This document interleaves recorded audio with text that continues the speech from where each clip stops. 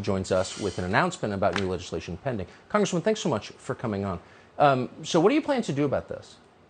Well, I find this absolutely appalling, Tucker. And, you know, the whole reason why I ran for Congress in the first place is because I'm one of the Americans that are sick and tired of our government allowing the abuse of the American people. But when it comes to gender-affirming care, which is really child abuse, this is actually an assault and it's child abuse. And this practice should never happen. It's so disgusting and appalling, and it's an embarrassment to our country.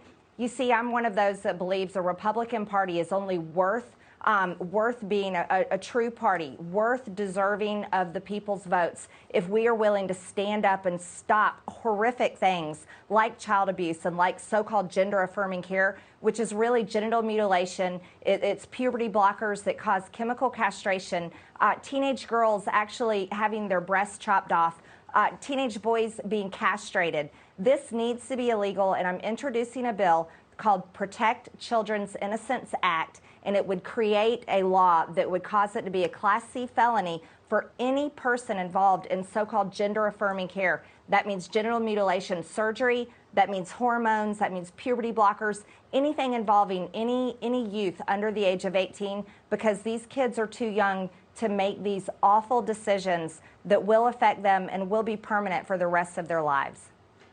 You cut the breasts off a little girl, you should go to prison, of course. You perform a medically unnecessary hysterectomy on a little girl, you should be in prison. So, I mean, I assume you're going to get every Republican vote for this.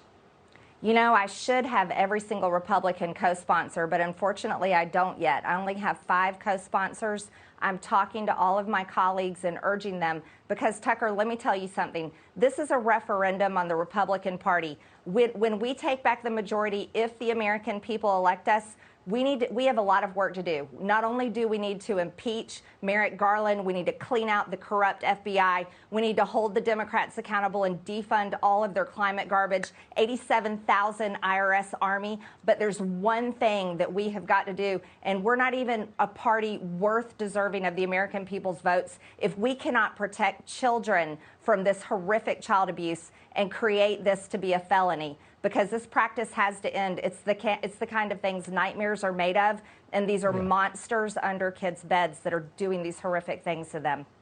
Yeah.